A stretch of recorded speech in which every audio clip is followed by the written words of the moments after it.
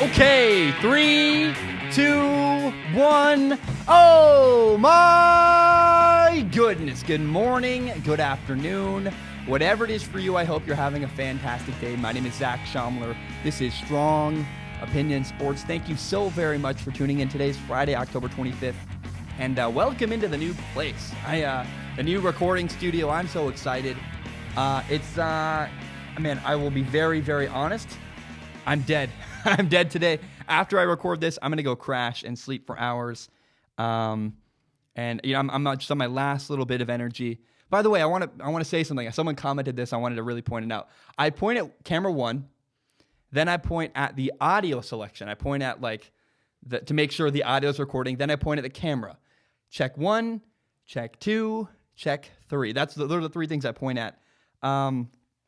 This weekend, after I record the show this weekend, I'm going to watch a lot of football. I'm going to take a bunch of notes. I'm really excited for next week. I just need to get to the weekend and rest and recuperate and kind of reset. Next week, I ask you, please raise your expectations for the show. I have a good week planned. I'm going to record a show on Monday, which I haven't done in forever. I have the technology to get an episode out quick enough now to do it, which is exciting. The internet is fast enough here. I'm going to record an episode on Monday, talk about the weekend. Then on Tuesday or Wednesday, I'll talk about Monday night's game and do some film analysis, and then I'll do another episode later that week. I'm so excited. Today's episode, we're talking about Mohamed Sanu. He was traded to the New England Patriots. We're going to talk about Emmanuel Sanders. He was also traded as well. He was actually traded to the San Francisco 49ers. I'm going to do a film analysis on both of those players. We'll talk about Dak Prescott. I have a really impassioned topic about Dak Prescott. And we'll do Ask Zach at the very end. I apologize in advance. Ask Zach is really sparse and really short today. I'm doing the best I can. I just moved. I slept 2 hours last night. I was at Winco Foods buying groceries at 1 in the morning. I'm not even kidding. I was looking around. I was like, man, everybody here is weird. And I was like, oh man, that means I'm weird too. I was wearing basketball shorts and green shoes and a Dickies sweatshirt that you would wear for welding. I was like, man, I look like a homeless man. I look like a mess. So not that that's anything wrong with that. If you want to look like a homeless man, hey, obviously I'm cool with that. So my point is, I just ask that you're kind to me today, and let's raise expectations next week. I have a great week planned. I'm really excited for that. And I think this room is going to be awesome. This, being in here is a huge investment in time. I'm really sad that I kind of struggled this week, but I think for the future of the show, moving the stuff in here and getting it all set up, and eventually I'll have a better background. It won't just be a white wall. We're on the right track, and things are getting better every day. I want to start with last night. On Thursday Night Football, the Minnesota Vikings beat the Washington Redskins 19-9. The Vikings are now 6-2. The Redskins are 1-7. There's a couple things I want to talk about. Number one is the Vikings running back Dalvin Cook. It's phenomenal. He had 23 carries, 98 yards, and a touchdown. I'm so glad the spotlight was on him. I keep meaning to talk about him. I know, if you're not aware, I've been critical of him in the past because he's often injured, and nothing against him. I just said, look, the guy's often hurt. How good really is Dalvin Cook? Well, this year he's been proving himself. He's really, really good. He's having a phenomenal year. He's got 823 yards passing, 823 yards rushing. Excuse me, I said passing, I meant rushing. He's a running back. He leads the NFL in rushing. I know that's a little bit skewed because right now he's a game ahead of everybody because we played on Thursday. Everyone else plays on Sunday and Monday. But he's still over 100 yards ahead of the next guy. He has 9 touchdowns rushing. He's doing phenomenal. He's really having a great year. And the point is not whether he's the leading rusher or not in the NFL. The point is Dalvin Cook is awesome. He's doing such a good job. And what stands out to me is the way he runs, his physicality. He's not afraid of contact. He puts his shoulder down. He runs, he just really takes contact head on. And his effort is really, really impressive to me. I love watching Dalvin Cook and the way he runs. He's not the kind of guy to run out of bounds. He's the kind of guy to lower his shoulder and take you on. And it's just awesome, man. It really reminds me of the early years of Adrian Peterson, where I know it's awkward that they both play in Minnesota, or that they both played in Minnesota at the time. I remember when Adrian Peterson was younger, people would say, this kid won't go down. He would just lower his shoulder and take guys on and just fight and turn. His legs would run. He'd just turn and go for more and more yards. And that's what Dalvin Cook kind of reminds me of. The guy fights really hard. I really respect it. And he's made himself, it's clear, he's like, hey, right now, I'm one of the best running backs in the NFL. You better respect me. Hey, I do. Dalvin Cook, I was critical. I look silly today, not you. You look phenomenal. How about Kirk Cousins? The Vikings quarterback last night was phenomenal. He was 23 for 26 passing. That's a fantastic completion percentage. I don't want to do the math on that. It's just fun. You know what's good. He had 3 incompletions all night. That's awesome. He had 285 yards passing, 285. No touchdowns, no interceptions. Kirk is doing his job really well right now. However, I'm still cautious. I'm still skeptical of Kirk. The Vikings have won 4 games in a row. They beat, let's be honest, they beat the Giants, the Lions, the Eagles, and the Redskins. The Giants and the Redskins are doormats. I think the Eagles are not far behind them. The Lions, okay, they're a team in transition they're one of the middle of the pack. So right now, my point is, I'm not that impressed with the Vikings. My number one concern and my big issue with Kirk Cousins has not been that he's a bad quarterback. He's not a bad quarterback. He's very fine. My problem with Kirk is that he shrinks in big moments. I'm waiting for a big moment this year, like we had a couple weeks ago when, remember when everyone was criticizing Kirk Cousins at the beginning of the year, when he struggled and he lost games? He lost to the Bears' backup quarterback. That Kirk Cousins still exists. He's still around. He just had 4 weeks playing against average to bad teams. Everyone's really high on Kirk Cousins. I'm just skeptical. However, I will acknowledge, hey, he's playing great right now. He has 13 touchdowns, only 3 interceptions. That's great as a passer. He does have 4 fumbles as well. That's not really that great. But in 8 games, 7 turnovers, and a 6-2 record, hey, good for Kirk. He also, by the way, currently leads the NFL in passer rating. I don't pay much attention to statistics. I actually had no idea what passer rating meant. I had to look it up. I'm not into stats. Apparently, passer rating is a formula that combines pass attempts, completions, yards, touchdowns, and interceptions. They kind of add them all together and do some kind of math I don't understand, and then they come up with a number, and this number declares whether you're good or not. Right now, based on the numbers, Kirk Cousins is leading the NFL. Hey, I don't know anything about the stats. I'm not a big stats guy. However, even I can acknowledge that's impressive. If Kirk Cousins has that number is better than everybody else in the NFL, and those are the things they take into consideration, hey, that must be pretty good. Kirk is playing very well right now. I just want to see him in a big moment. There's a couple of tough games coming up later in the year for the Vikings to play at Dallas. They play in Seattle against the Seahawks. They play the Packers. They play the Bears the last 2 weeks of the NFL season. How will he play in those moments? That's what I want to find out. But right now, the Vikings are in great shape.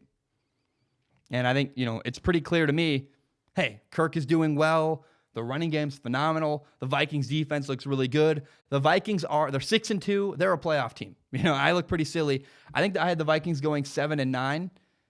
I can't remember what I said about them. I know it was not great. I was dead wrong. The Vikings look far better than I expected. And hey, good on them. They're awesome. You know who's not doing well? The Washington Redskins. They're in trouble. Last night they lost their quarterback, Case Keenum. He got a concussion. He's going to miss some time. And the guy that replaced him was Dwayne Haskins, the first-round draft pick from earlier this year. And he was 3 for 5 at 33 yards passing, had an interception. And I just feel bad for him. I do. I don't want to be too hard on him. He was put in before he was ready, and now the jar is opened. You can't reseal it. Dwayne Haskins is playing in the NFL, and I think it'd be worse actually if you just said we're going to bench Dwayne Haskins for the rest of the year. I think that would hurt his development even more. So, look, I personally think the Redskins are going to play Dwayne Haskins the rest of the season. It makes sense to me. That's probably what I would do. That's not the way I would have done things from the beginning. But now, if I was stuck into this point and said, hey, if you're the Redskins, what do you do from this point on? It's probably just play Haskins. I would have personally kept him on the bench for a lot longer. I don't think he was ever really ready to play at all. And the team around him is terrible. But hey, they're going to put him in. And I just ask that Redskins fans, please be very gracious and kind to this guy.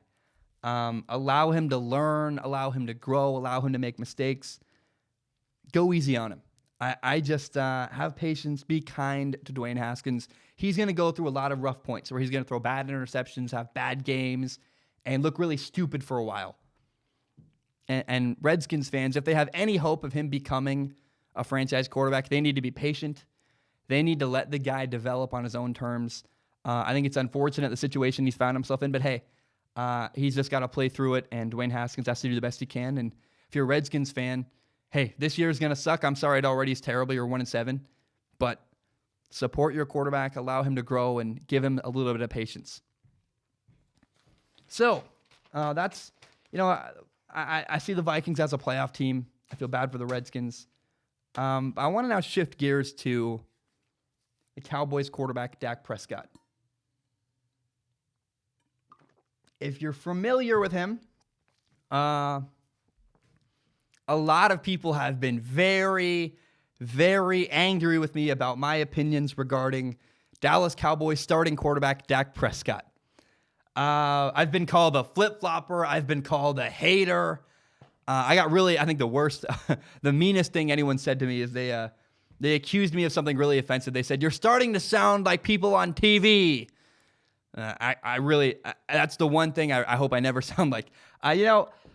There's one thing I promise on this show that I will always guarantee. You will always hear what's honestly my opinion. I will never sugarcoat things. I'll never lie to you guys. I have no reason to. That's the brand I want to build is I'm honest. If I'm wrong, I admit it. When I'm right, I talk about it. You can always depend on me being as honest as I can be. I do not have a favorite team. I know that blows people's minds. They can't even imagine what it's like to not have a favorite team. I don't have one. I don't have an allegiance. I don't care. I love the game of football. I love good stories. I love following the storylines. That's what I get enjoyment out of.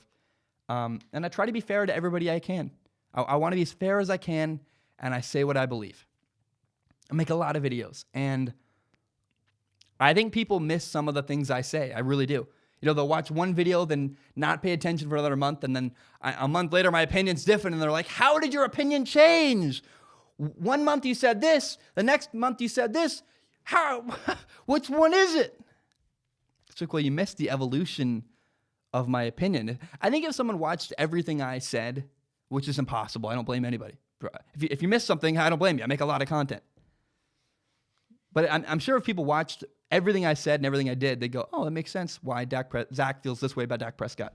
So currently, right now, I do not think that Dak Prescott is an elite quarterback, and I would not pay him $34 million a year. I would not. Russell Wilson makes $35 million a year. I would not pay Russell Wilson comparable money to Dak Prescott. I would not pay Dak Prescott 34. If Russell makes 35, there's no way Dak makes 34. There's just a bigger gap between those two players. Dak Prescott's not elite. And I don't know why that's so offensive to say. Why does it makes Cowboys fans furious when I say that. He's not. It's my observation. However, I like Dak Prescott. He does things I like watching. He's a good leader. He's great in interviews. He makes some good plays. He's very solid. Obviously, he's won a lot of games in the NFL. Dak Prescott. I've never said Dak Prescott's terrible. I don't hate Dak Prescott. I'm not a hater. I like him. He does good things. He's just not elite. I don't know why that's so controversial. But the question is, how did we get here to this point? At the beginning of the year, I was very, very optimistic and excited about the Dallas Cowboys. I predicted them to go 10-6 this year, win their division. I was so overjoyed to watch Kellen Moore, the new offensive coordinator in Dallas, and how he would work with Dak Prescott, the Dallas Cowboys quarterback. I wanted to watch him play, and I was expecting good things. I expected him to progress and get better. And in the first 3 games, oh man, he was phenomenal. In the first 3 games of the year, Dak Prescott had 9 touchdowns, 2 interceptions. He was playing great. I made a video called "Why Dak Prescott Looks So Much Better." I praised his footwork, which I said that really helps his accuracy. As Dak Prescott goes through his read progression, having better footwork makes his throws to his 3rd, 4th, sometimes 5th reads more accurate. That's awesome. He looks like he has a plan every time. He made a great throw against the Giants. Good footwork allowed for a great throw against man coverage deep down the left sideline. I was like, that's an impressive, great throw against the Giants. I also mentioned that one of his interceptions was not his fault. It bounced off his receiver's hands. I was trying to be as fair as I could to Dak Prescott and excited because I was seeing a player make an evolution and get a little bit better, and I was excited about that. However, when you look at those first 3 games with context, you realize, those 3 games were against the Washington Redskins, the New York Giants, the Miami Dolphins. All combined, those 3 teams have a record of 3-18. 3 wins, 18 losses so far this year. With context, that success is a lot less impressive. And then week 4 happened. And week 4 was a big cornerstone in my evaluation of Dak Prescott. Upon reflection, I learned a lot from that moment. The Cowboys played against a really good New Orleans Saints defense. They lost 10-12 to the Saints. They only scored 10 points on offense. And I defended Dak. I really did. I said, look, the Saints are great on defense. The way the Saints defended the run was incredible. And I described the way that receiver Amari Cooper for the Cowboys struggled against man coverage. So Dak was solid. He had 2 really good throws. He did a good job avoiding negative plays. And then I pointed out that, in the game, Jason Witten had a key fumble, and Randall Cobb had a key drop on 3rd and 5. Basically, what I said was, this loss is not Dak Prescott's fault. I blamed everybody else. So the Saints are a really good team, and the people around Dak Prescott didn't deliver. And then 2 more weeks went by. And in 2 more weeks, the Cowboys lost to the Packers and then the Jets subsequently. And Dak played a little bit worse. Against the Packers, the Cowboys didn't even score in the first half. Yes, they had a couple touchdowns later in the game. They ended up losing 34-24, had a bunch of yards in garbage time. Dak had 2 touchdowns, but he also had 3 interceptions against the Packers. That's not good. And at that point, 2 weeks in a row, I should have really paid attention. Oh, wow. 2 weeks in a row, the Cowboys lost 2 games to good teams. But I said nothing. I said, okay, whatever. Let's see how the Jets game goes. And the next week against the Jets, the Cowboys lost again to the Jets. And at one point, the score was brutal. They were down by a lot. And that moment is when I realized, I need to stop making excuses for Dak Prescott. And I came out with a video. I said, Dak Prescott's not elite. We can blame his offensive line. We can blame the receivers. We can blame the coaching. We can say, he played against a really good defense.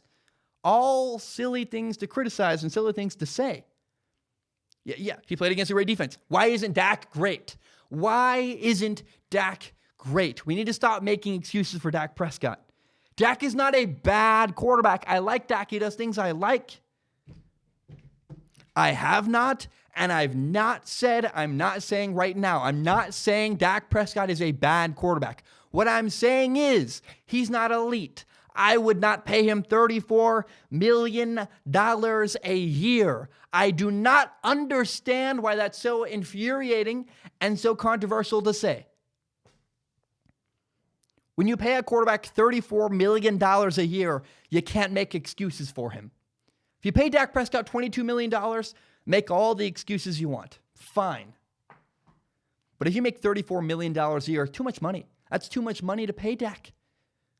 If you make $34 million a year, you need to be able to win with limited teammates around you. You need to be able to overcome having teammates that aren't as good. Dak Prescott can't do that. Dak Prescott can't carry a team. Russell Wilson can win with less. Pay him $35 million a year. He can still win that way. If you pay Dak $34 million a year and he has kind of worse teammates, he ain't going to win a lot. Let me tell you now. It's, oof. And let's be honest about the Dallas Cowboys. They're 4-3. They beat the Redskins, the Dolphins, the Giants, and the Eagles, who aren't far behind those 3 teams. They're not great either. And Dak Prescott was not great. He was fine against the Saints. He was not that good at all against the Packers. Against the best teams they've played, they lost. Lost to the Saints. They lost to the Packers. Dak can't carry his team. And I know that's not really, quote, fair. But if you're going to pay a guy $34 million, an elite quarterback can win with less help. Dak Prescott can't win with less help. That's the point. I was not impressed when the Cowboys beat the Eagles. I wasn't. The Eagles aren't great. Their defense is terrible against the passing game. So that's where we are. That's the history of how we got here. That's the progression of my opinion on Dak Prescott. I like Dak. He does things I like. He's a great leader. He's a stable quarterback. He's very solid. All I'm saying is I would not give Dak Prescott a $34 million contract.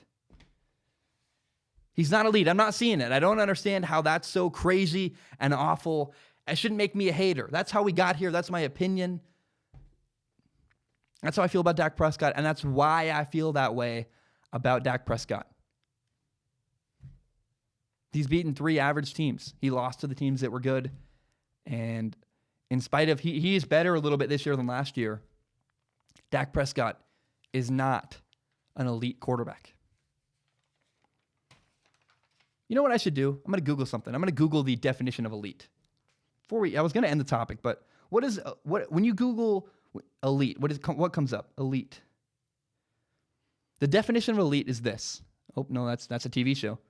Elite definition is this: a select group that is superior in terms of ability or qualities to the rest of a group or society.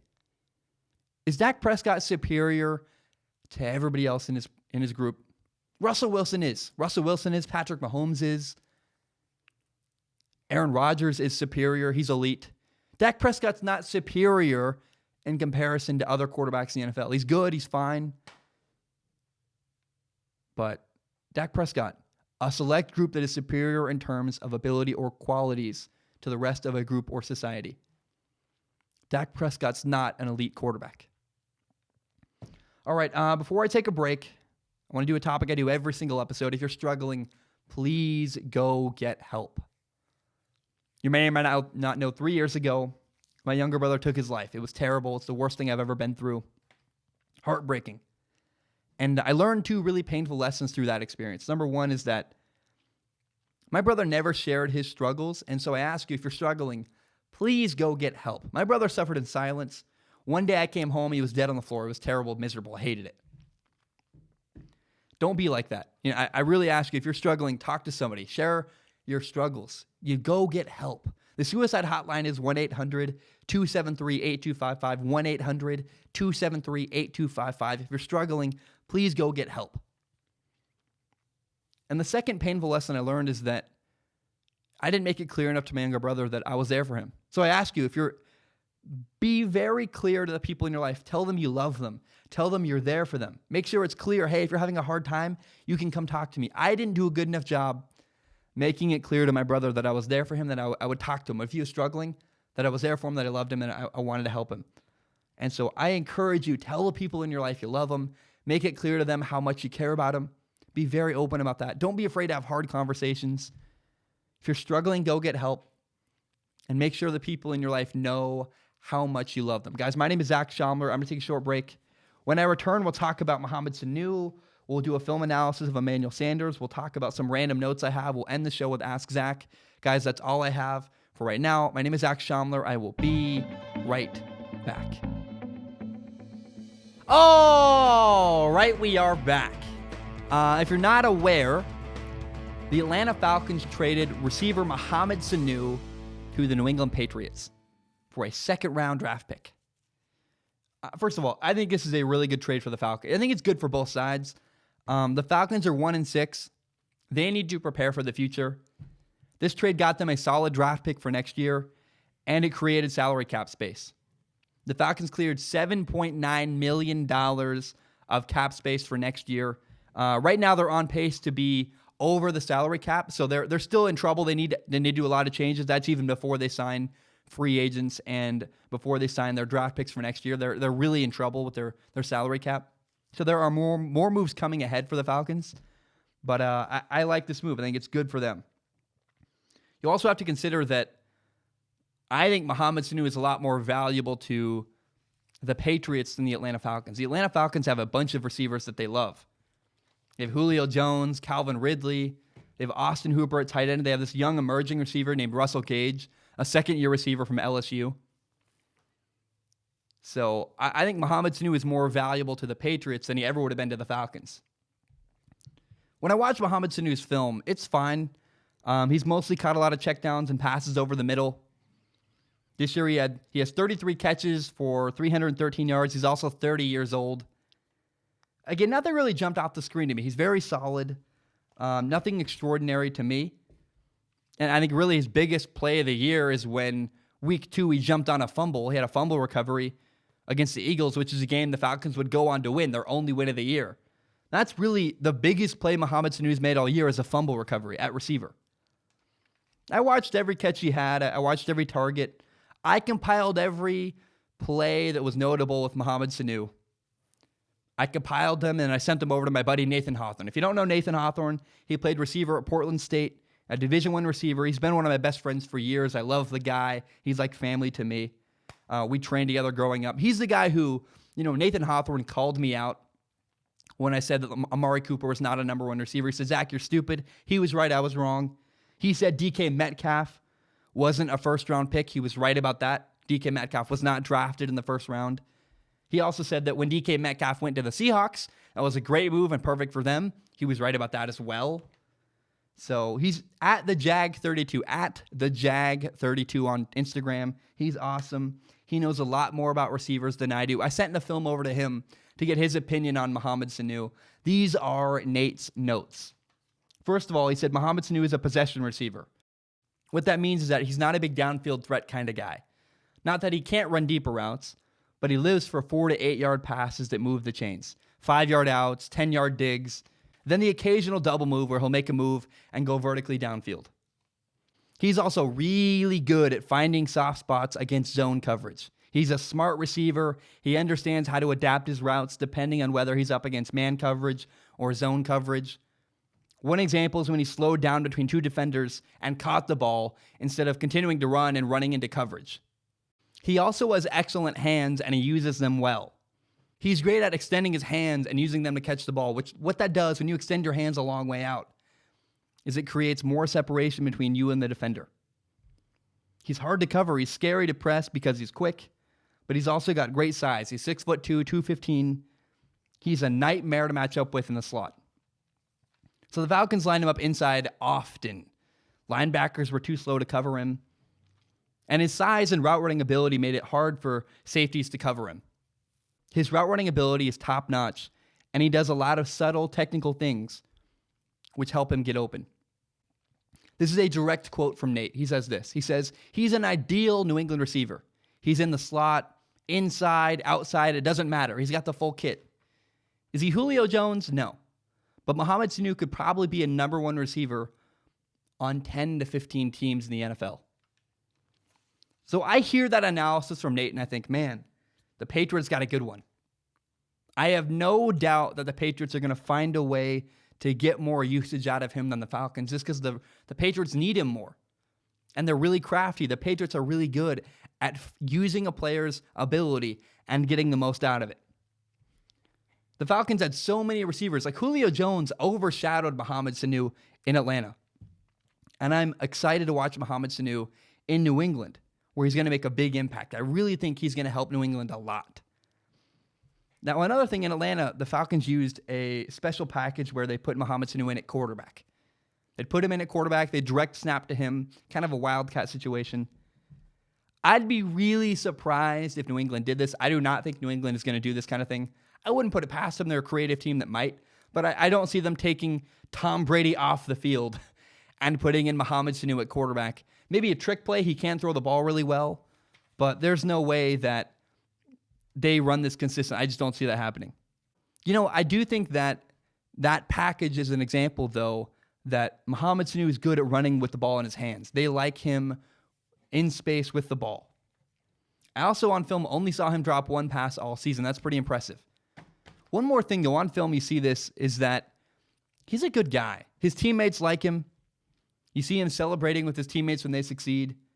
And week 5, when a defender made a good play, hit him hard, Mohamed Sanu congratulated him, said, hey, good job. I think Mohamed Sanu not only fits into the Patriots on the field from an ability standpoint, he also is good for their locker room. He's the kind of guy who loves his teammates. It comes through on film, and he wants to win. He wants to succeed and do well. I think he's going to do that in New England, and I'm really excited to watch Mohamed Sanu with the Patriots.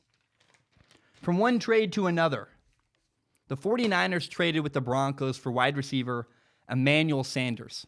The 49ers got a 2020 fifth-round pick and Emmanuel Sanders, and the Broncos got a 2020 third-round pick and a 2020 fourth-round pick. Something happened in Denver. I'm not sure what happened.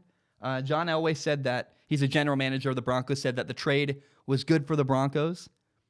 Von Miller said about the trade, he said, we want guys who want to be Broncos. So basically, what I hear when I say that, when I hear all that, is that I think Emmanuel Sanders, and this is all speculation, I don't have any inside sources, I just have the quotes they've given.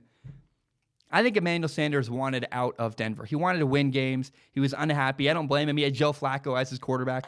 I think any receiver would be kind of frustrated with Joe Flacco at quarterback. And, look, when I watch film, I see a lot of opportunities where Joe Flacco just misses by a lot. It's probably really frustrating for his receivers when he's throwing the ball and it's nowhere near them. Look, Emmanuel Sanders is 32 years old. The prime of his career has come to an end, but he still has some good moments left in the tank. This year he has 367 yards receiving, 30 catches, 2 touchdowns. And I sent the film over to my friend Nathan Hawthorne. Nathan Hawthorne, I've said it before, I'll say it again. He's a Division I receiver. He's like a brother to me. I love him. He's really good at analysis. And I love his analysis of receivers. I trust him. So these are Nate's notes on Emmanuel Sanders. Now, when the 49ers made this trade, a lot of people said it would hurt 49ers receiver Marquise Goodwin the most. Goodwin is their leading receiver. He has 181 yards and a touchdown this year. He's a speedy, deep threat. Now, unlike other people, Nate actually thinks that Goodwin and Emmanuel Sanders are a really good pair together. Goodwin can blow the top off and run deep, while Emmanuel Sanders can play the role of a veteran receiver who runs great routes and gets open. The two complement each other really well. Sanders is explosive and quick. Linebackers and safeties struggle to guard him. And Emmanuel Sanders is also very self-aware. He's a smaller receiver, so he has to be patient at the line of scrimmage. That allows him to get really good releases and get open downfield. He runs really good, really smooth routes. He makes it difficult for defenders guarding him to know where he's running. He doesn't telegraph anything. He doesn't tip off where he's headed, what direction he's going. And he's really athletic. He can make some really big plays. He's got some great catches with really, really good hands. And he's a nightmare to cover one-on-one because he's fast and he's smart. From talking to Nate, Emmanuel Sanders, is athletic, smart, fast. He's got good hands.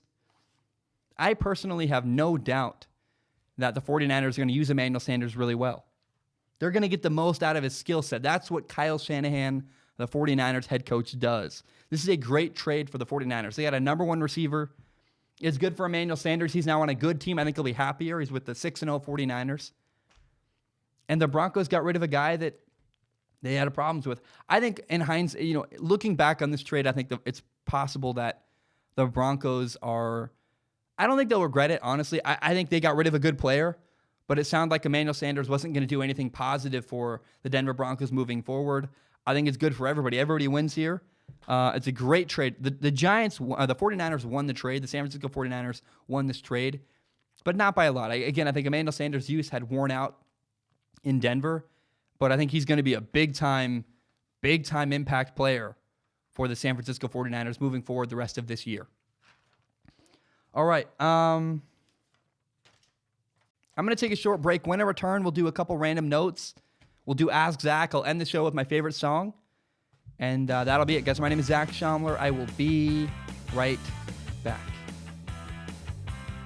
Oh, right, we are back. Before we get into Ask Zach, this is a segment where there are a bunch of topics and stuff that I want to talk about, but I don't have time to flesh it out, and it's been a crazy, tough week moving, so this is a bunch of stuff, just weird collection of things I want to share that are shorter and I just want to get them out of my head. Number one is that the Patriots traded defensive end Michael Bennett to the Dallas Cowboys for a 7th-round draft pick. It's just weird to me. Bill Belichick coaches defensive linemen, which means that he would have been around Michael Bennett a lot. That's the Patriots head coach. Everyone knows Bill Belichick. And I know that a little while back, Bill Belichick, or the Patriots, punished Michael Bennett for some kind of thing he mouthed off to a coach or something. Maybe this is some kind of recurring problem, but it's just bizarre. I know that Michael Bennett's a big locker room guy. People love him, and I'm sad to see him. I don't know. It's just interesting and curious. I do know that if any team and culture can handle losing Michael Bennett, it's the Patriots. They're used to guys coming and going. It's the culture there. They have a very cold culture that cares about winning, and they love people, obviously, but I'm sure the players are actually unfazed by this. I know a lot of people are like, well, Michael Bennett, I don't know. But I am really curious to see what Michael Bennett brings to the Cowboys the rest of this year, if anything really interesting at all. The second thing I want to talk about is that the Lakers started off the season with a loss. And not just any loss. They lost to, the battle for L.A. The Lakers lost their first game to the L.A. Clippers and Kawhi Leonard. They lost 112-102. And this is one of the storylines I was so excited to follow this year in the NBA. And round one went to Kawhi Leonard. Kawhi won, Lakers 0. Lakers and LeBron 0. And what's weird is that, Danny Green for the Lakers had 28 points, and Anthony Davis for the Lakers had 25 points, and LeBron had 18. LeBron was weird and weirdly subtle. Not bad or anything, but just not the big, intense, imposing figure I wanted him to be. I really wanted it to be a battle between Kawhi and LeBron was just very subtle and weird to me. Now, the World Series right now is very bizarre. The Astros are down 2-0, which shocks me. The Astros are such a good baseball team. Game 1 was incredible. They lost to the Nationals 5-4. It was just a nail-biting game. Really fun all the way to the end. A great game. Now, Game 2 in the World Series was a horrible, horrible blowout. The Nationals killed the Astros 12-3. And so I'm really surprised the Astros are losing. Game 3 is tonight. Look, you're not going to hear this before that game happens, but I just want to let you know, I am surprised that the Astros are down 2-0 in the series. I just can't believe it. The fourth, I don't know what it is. The next thing I want to talk about is that Zion Williamson tore his meniscus. He's going to be out for the next 6 to 8 weeks. Remember, he's the number 1 overall draft pick. And he's also, we're seeing a trend potentially where Zion Williamson got hurt in high school. He got hurt in college. Now he's hurt again in the NBA. Could injuries be a nagging concern with Zion? I'd be very sad. Personally, I am hopeful for Zion Williamson's future. I really want him to be great. I want the Pelicans to be interesting and kind of resurge and be great. Because I want Zion to provide me and everyone else with a ton of entertainment. I think he's a really enjoyable player to watch play basketball. And I hope that injuries are not a recurring theme throughout his career. Now, the Seahawks traded for Lions safety Quandre Diggs. Quandre Diggs said he was blindsided by the trade, and the Seahawks got Quandre Diggs and a 7th-round draft pick, while the Lions got a 5th-round draft pick. The Lions kind of just gave Quandre Diggs away to the Seahawks. This is an interesting cornerstone for the Lions franchise for this reason. The Lions general manager, Bob Quinn, worked for the Patriots for 15 years. He's a long-time New England Patriots employee. He gets their culture, he gets their system. And he hired head coach Matt Patricia, who is the former defensive coordinator in New England. So this trading Quandre Diggs was kind of a cold move. He's a well-liked player that people enjoy in the locker room. He's popular. Trading Quandre Diggs, this Lions move was very, very cold. And I felt like something that the New England Patriots would do. So it's kind of an interesting cornerstone for the Lions, because the question is, can they survive this? Are the Lions going to say, screw management, we're done, we hate this, we're mad? Or will management say, no, we're changing the culture, and be able to weather the storm until people buy in and listen to them and say, this is the new norm. We're going to make cold moves. We're going to be kind of like the New England Patriots moving forward. I don't know, but I'm really curious to see what happens. What's next for the Lions? Do they make more moves like this in the future? How long does Matt Patricia stay there? I think Matt Patricia and Bob Quinn are a good pairing together, but they're trying to do something similar to New England. They don't have the cachet. They don't have a Super Bowl to their name to be able to do that yet. Right now, I think they're making people kind of angry in Detroit, But if they can win and prove that this is successful, it could work. There are also reports that the guy replacing Quandre Diggs from lower on the depth chart is someone that the people really like, that management really like in Detroit. So just interesting storylines. The Detroit Lions got rid of a guy that was popular that people like, and he said he got blindsided. And the last little tidbit I want to talk about is that there are a couple big games this weekend in college football. At 9 a.m. Pacific time on Saturday, noon Eastern time, number 13 Wisconsin goes to Columbus, Ohio to play at number 3 Ohio State. It's going to be really fun. Can't wait to watch that. Number 9 Auburn will play at number 2 LSU. Other than the Alabama game, this is another big test for Joe Burrow and the LSU offense. I think LSU wins this game by maybe a touchdown or two, maybe more than that. Joe Burrow's a great quarterback, and Auburn has a young rookie quarterback, young freshman quarterback. I think LSU wins this game. The question is by how much. Number 8 Notre Dame goes to number 19 Michigan. Man, Notre Dame can't afford to lose another game, and Michigan needs a win. Jim Harbaugh's going. Oh, man, he's going into the grave if he doesn't win this game. He's going to be really in a big spot. So, big game for both teams. Excited to see what happens. And then unranked Arkansas is going at number 1 Alabama. Alabama should win this game. The only reason why it's on the list as a game I think is interesting is that Alabama quarterback Tua Tagovailoa is out for the game. I think the Bama should still win the game easily even without their quarterback, but pay attention. How does Alabama play without their quarterback? If they still win by like 60, it just, I think it actually hurts Tua Tagovailoa's Heisman case where, look, he's the best player on his team, but nobody even needs him. Alabama's roster is so good, doesn't matter who plays quarterback for them, they dominate everybody. Okay, it's time for Ask Zach. I apologize, today's a little more sparse than normal. I'm short on time, and I want to get this out, and the longer it is, the longer it'll take to upload, and there's a whole bunch of stuff. I promise you I will make up for it next week. It's going to be better. Ask Zach, if you don't know, is the segment I do at the end of every single podcast where people who support me on Patreon, patreon.com/Zach Schaumler. It's $1 a month. You can give me more if you want. Helps pay the bills. But if you pay $1 a month, you get access to submit questions on patreon.com. I only accept questions on Patreon through DMs, or you can comment on one of the posts. And I will not guarantee to discuss your question on the show if you send it in, but I will guarantee to look at all of them with my eyeballs. And I pick the top couple at the end of every show and read them on the air and talk about it. And I discuss and talk about them. The first question I want to read is from Patrick. Patrick says, "Hi, Zach. As Patrick Mahomes is injured and out for a couple weeks, the Chiefs have 2 options at quarterback right now. Matt Moore, a veteran who wasn't even in the NFL last year as a player, but worked as a scout for the Dolphins, and Kyle Shurmur, an undrafted rookie out of Vanderbilt. So it's either Matt Moore or Kyle Shurmur. Old guy Matt Moore, a young guy Kyle Shurmur, who's the son of the Giants head coach Pat Shurmur. If you were Coach Reed here, which one would you rather start until Mahomes comes back, the veteran or the rookie?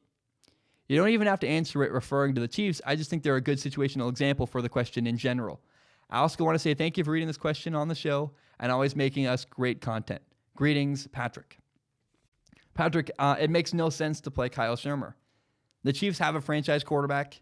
Matt Moore, the other guy, the backup, the veteran, Matt Moore, is established. He's won some games in the NFL before. He's had a little tiny bit of success. And if I'm the Chiefs, I don't care at all about developing a young quarterback, Kyle Shurmur. I say, screw Kyle Shurmur. We don't need him. We have Patrick Mahomes. Who cares? The Chiefs just need to win for like 3 weeks. And Matt Moore, I believe, gives the Chiefs the best opportunity to win games without Patrick Mahomes. So, yeah, I think that I would go with Matt Moore here. It's a very easy decision for me. And if I'm the Chiefs, I try to run the ball really well. And here's the key to success with Matt Moore. Andy Reid and the Kansas City Chiefs are really, really legendary for running great screen passes where it looks like a throw, and then the quarterback dumps off an easy little pass to the running back, and the running back runs for like 60 yards and a touchdown. Over and over and over again, because the Chiefs are so well-disciplined and good on the offensive line, and they rep this. Clearly, the Chiefs put a lot of effort and work into running these well. Screen passes for the Chiefs are very, very effective. If they can do that and have success that way with a quarterback, that's how they can get a lot of passing yards and make Matt Moore look really good and kind of hide his limitations by running the ball well and running good screen passes. I think Matt Moore is the guy. That's who I would go with the next couple weeks while Patrick Mahomes is out. And that's what I would do. Will writes in and says, I want to mix it up and not ask a sports-related question. Who do you think is the best leader in Game of Thrones? I know you're passionate about leadership, and I think Dany was the best leader, very motivational, refused to lose, inspired hope and love. What are your thoughts? I'm going to do my best to answer this question where if you know Game of Thrones, you understand what I'm talking about. But if you don't if you don't watch Game of Thrones, it doesn't matter. And if you are not caught up on Game of Thrones for some reason, I don't think I'm even going to spoil the show. I will a little bit, but that's the nature of this question. If you're not caught up, it's your fault. To me, the easy choice is Jon Snow. He's the best leader in Game of Thrones by far. He does his own dirty work. He learned that early in the show from his father. And he led by example. But he also said the right stuff. Marcus Mariota leads by example, but he doesn't speak up enough. Jon Snow wasn't afraid to speak up, but he also led by example. And for a while, I will admit, in the last season of Game of Thrones, I was very, very unimpressed with Jon Snow. I was like, dude, it's right in front of you. Open your eyes. You're letting Dany get crazy and doing the wrong thing. And at the end of the day, he was able to put his emotions aside and do the right thing. And here's why I think Jon, at the end of the show, is the best leader. Whether you like Game of Thrones or not, whether you even know what I'm talking about or not, Jon Snow took action when he needed to. If you watch the show, you know what I'm talking about. He was honorable. He was compassionate. Personally, he was my favorite character. But at the end of the show, when he had to do something hard and make a tough decision, he pulled the trigger and did what was right for the people around him. That's why Jon Snow is the best leader in Game of Thrones. The last thing I want to do is read a story from Seb. Seb writes in and says, Hey, Zach. After listening to SOS for about half a year now, I've decided to join the Patreon community and help contribute towards the creation of such an informative and entertaining podcast. I've been subscribed to you on YouTube since you had around 20K subscribers when you released your Dwayne Haskins film analysis before the draft. As a Jags fan, I'm quite glad we chose Minshew over Haskins now. I don't have a question this week, but instead I wanted to tell you about how I chose the Jacksonville Jaguars as my NFL team, since you said on the latest episode that you would start including these stories in future episodes. So in summer 2014, my family and I went on holiday to Orlando, Florida for an amazing 2 weeks after my exams, and it was my first time visiting the USA. I'm from the UK. It was my first time visiting America. We went to Disneyland and Universal Studios and all that fun stuff, but before going, my one goal was to visit and go to an NFL game. As we were going in August, I knew it would have to be a preseason game, but that was fine. And I knew my three options would be to go to the Jaguars, Buccaneers, and Dolphins. Miami was a little too far of a drive from Orlando, and the Tampa Bay home game was on my sister's birthday, so we did family stuff that night instead. So I knew that Jacksonville was my only chance to see an NFL game live. After hours and hours of begging my dad, he reluctantly agreed to drive my sister's boyfriend and I 4 hours up the state to go see the Jags host the Bucs in week 1 of the 2014 preseason. We arrived late due to traffic, but once we entered Everbank Field, it was like nothing I've ever experienced in the UK before. The game day atmosphere was something special, and I instantly felt part of the Jaguars family. Luckily for me, I got to see our brand new rookie Blake Bortles complete 7 for 11 passes for 117 yards before struggling the rest of his entire Jaguars career. And we saw our team secure a 16-10 win over the Bucs. As I left the stadium at the end of the game, I knew that Jacksonville was a team for me, and I've been supporting them ever since. So that's the story of how I became a Jaguars fan. He went to a preseason game and saw Blake Bortles. Man, Seb, I hope you get to a regular season game someday. I've never been to a preseason game. I know the atmosphere is not even comparable to a regular season game. If you like that, I hope you someday get to see like a really intense, great game. Dude, thank you for writing in. He finished the question by saying, also, can I just say that the section of SOS called If You're Struggling, Please Go Get Help really means a lot to me. In 2015, I went through and eventually beat anorexia, and I've struggled with, he said, I'm really struggling to read that. My voice is dead. I'm having a hard time. Me, Zach Shalmer, personally is having a hard time just today talking. I'm very tired, and I started the week, I was sick, and I moved all week. I'm dead. But this is really meaningful. I want to read it. He says, in 2015, I went through and eventually beat anorexia, and I've suffered with depression ever since. So spreading this positive message means everything. Your brother would be so proud of you, Zach. Hope you read this with your eyeballs and include it on the show at some point. Sorry it was so long. All the best from Seb in the UK. Seb, thank you so much for your question, and it's not a question, it's for your story. I love that. You begged your dad, you knew you were going to Florida. It was like, it's either the Dolphins, the Buccaneers, or the Jaguars. I want to see an NFL game. It's going to have to be in the preseason. You went to the Jaguars preseason game. You had a great time. You're now a Jaguars fan. That's so cool to me. And I hope you go to a Jaguars regular season game someday. That'd be awesome. Man, thank you so very much for listening to the show, Seb. I appreciate you more than you know. Guys, my name is Zach Schaumler. That's all I have for today. I'm going to pass out. I'm so tired and my throat hurts, and